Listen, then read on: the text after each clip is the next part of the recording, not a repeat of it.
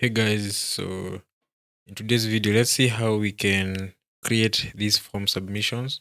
So how do you get the data submitted from forms using HTML and JavaScript? So if this is an input field, if a user types in some data, how do you get this data from the backend? So I'm just going to show you.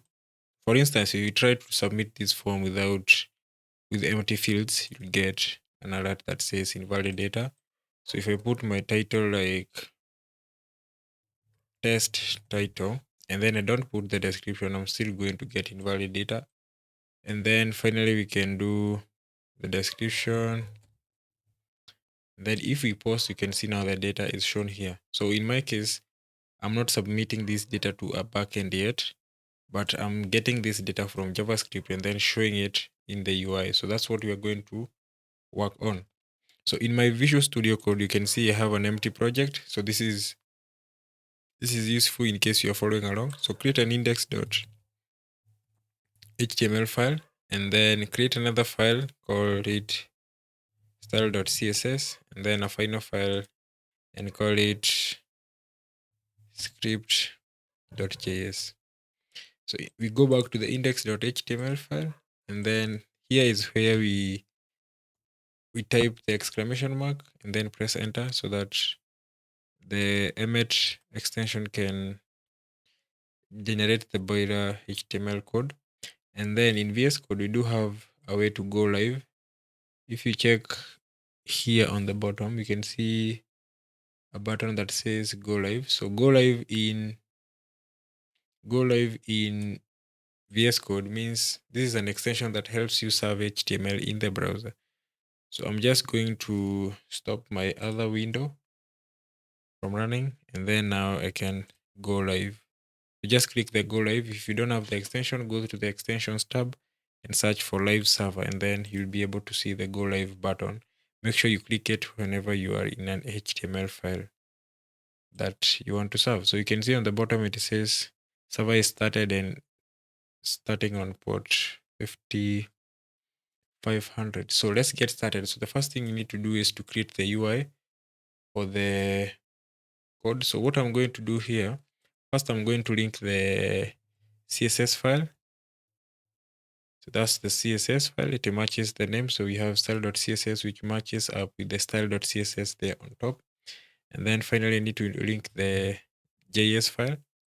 So the JS file is called script.js. And to test if the JS is working, you can just alert and say, hey.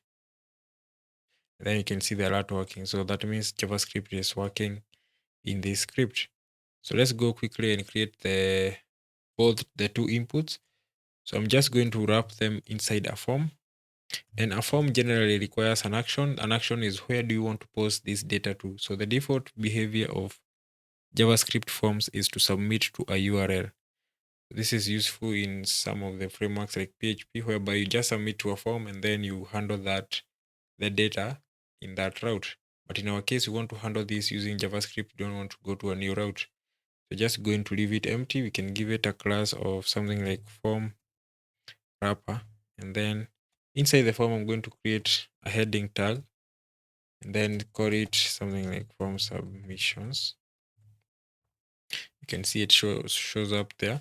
The next thing I need to create two input field of type text. So this is a text input. And then, so here we have a few things that we need to add to the input. So one of the things we need to add is the name. This name is what the form submits with. So for instance, if we added an action here that submits to a URL, you'll see that if this input, let me give it a placeholder. The placeholder will be title. So this input currently we don't have a way to identify this input whenever we submit the data. So how do we identify this input? We identify the input by adding a name attribute. And then the name, we can give it the title. So this name will be the key name and the value will be the value that is inside the input. When working with forms and form data, we have very many ways of accessing data. We can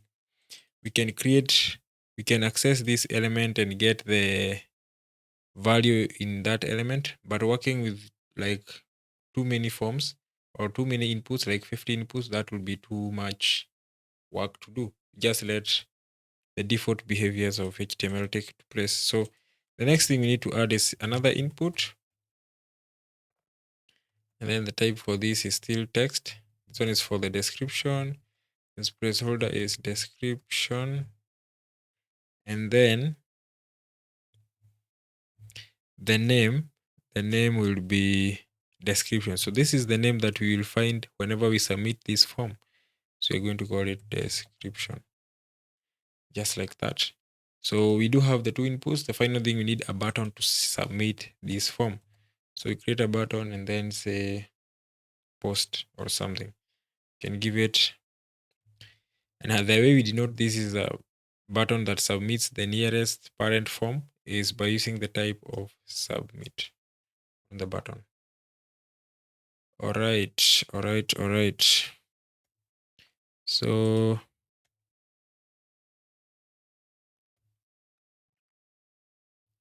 that's our form. So it has everything we need. So the final thing we need is an empty div that will show us. Let me just show you. So you create an empty div. You can give it a class of something like submitted.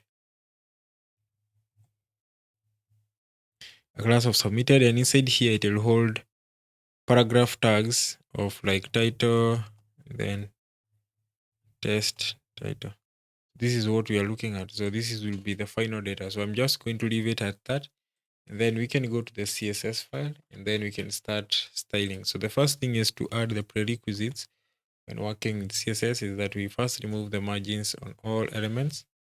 You can see now the form has started to take shape. And then we start styling the body. And there's something we add on the body is a padding, because right now you can see everything is close to the edges. So we are going to give it a padding of like 2 rem. All right, you can see the result. The next thing we need to style is this button. This button doesn't look nice. So you're just going to target the button. You can start by adding a padding of something like 0.3 rem and then 1 rem. All right. Something else we need to know is that we do have this form wrapper. So on this form wrapper, this form with a class, okay, we can style it as the form. We don't need to give it a class. So just going to remove all that. So this form wraps all the other inputs. You have the heading, the input. So you want this to be aligned vertically, and then they can have some gap. We're going to do that using flex. So we can target the form, and first thing we need to do is display flex and flex. So flex direction of column. All right, and then we need to give this a width. So you can give it a width of like 400 pixels. So width 400 pixels. So you want to style them, and then we need to give it some gaps. So we can give it a gap of 10 pixels. Then that looks nice. The next thing we need to style is the inputs itself. So you can target the input. So you come here and target the input, and then we can add padding of vertically we need 0.4 rem, and then horizontally we can do 1 rem. Then the inputs looks a bit nice. So the next thing we need to fix now is the background color. We can give the inputs a background color of beige. Then you can see the inputs taking shape, and then so the inputs are taking shape, and then you can give them a border radius of something like 5 pixels. We can also increase the font size. Whenever we type, we can so say font size, and then the font size should be something like 1.4 m. Now that one looks a bit nice. So the next thing we need to focus on is that let's remove the border inside the button. So you can say border none. Then you can see the border is gone. And then something else we need to increase is the font size of the button. So the font size is 1.4 m. Right now you can see it looks a bit nice. The next thing we need to add is the background color. So let's give it like a red background color. And then you can see now the black does not match with the red. We can add a color of white. All right, so that looks a bit nice. We can also change the border radius. We can put a cursor of pointer. Right now we can see the cursor is just the default. We can put a cursor of pointer on it. So you can see now it's a pointer. And then whenever you hover on this button, let's make it black. So you can say button, and then we target the hover state and then the background color of black. So whenever you hover on the button, you get a background color of black. So we are almost done. So something else I need to style is these titles. So I'm just going to go here beneath, and then these are the paragraphs. So you only have few paragraphs. So you only have the paragraphs that will be in the submitted div.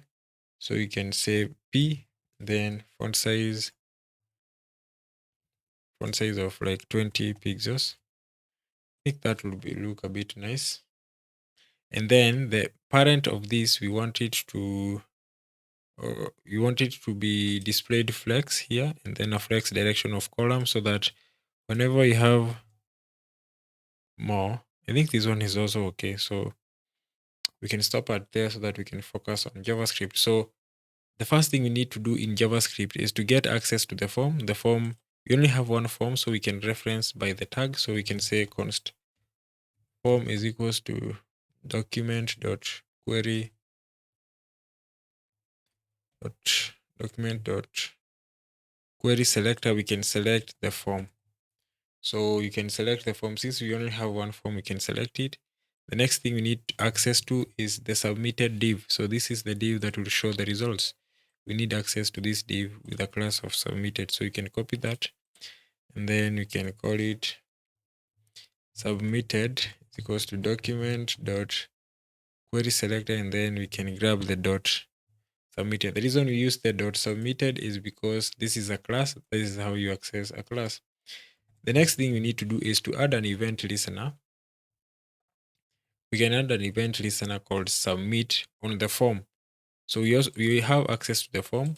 We can chip into the submit handler. So by adding an event listener whenever we submit this form, so we take control of whenever we submit this form, and then the function that handles that action, we can call it handle submit. And then now we can create this function. So and then call it handle submit receives an event. So this we are adding an event listener called submit, and then the handle submit is what handles the submit. Then it receives that event. So something else to note is that I'm writing this function after we have already called it. This is possible in JavaScript, but in other languages it's not possible, because in JavaScript we have a concept called hoisting, which hoists all the function declaration variables on top of the file before running the exact file. So this is what we are working with. We have a form.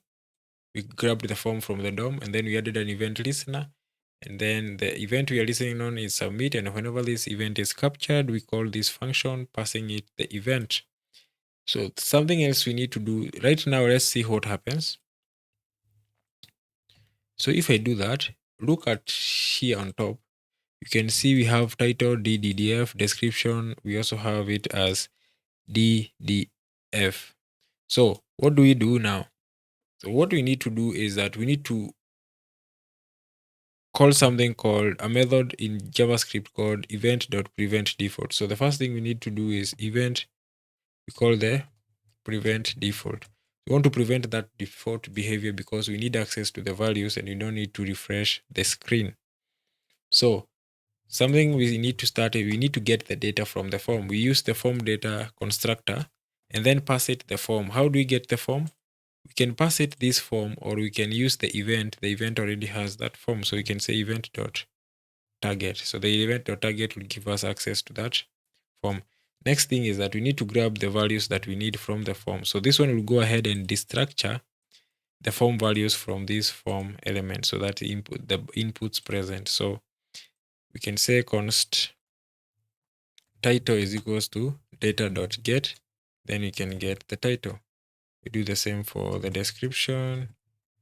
Description is equals to data.get description. And then we need to write an if statement, and then if say that if there is no title or there is no description, then we can alert invalid data, and then after that we can return early. So this is called an early return that prevents further execution of the function. So, and then if there is those data, what we need to do is that we need to call the submitted div. So this is the submitted div. I can remove whatever is inside here, and then submitted div, then we need to append some inner HTML, and then the inner HTML we want to add is 2 paragraphs. So I'll just create 2 paragraphs.